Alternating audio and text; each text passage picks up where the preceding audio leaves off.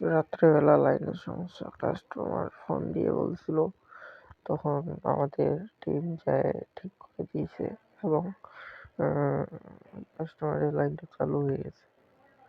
তো এখন giant machine দিয়ে জলা দেওয়া হচ্ছে আমাদের।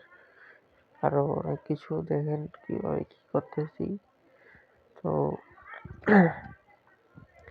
জলা দেওয়ার মেশিনে জলা দিচ্ছে, স্প্লাইজিং মেশিন। তো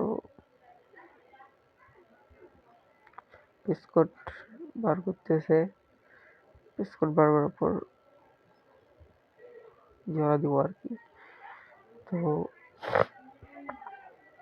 এখান থেকে দেওয়া হচ্ছে।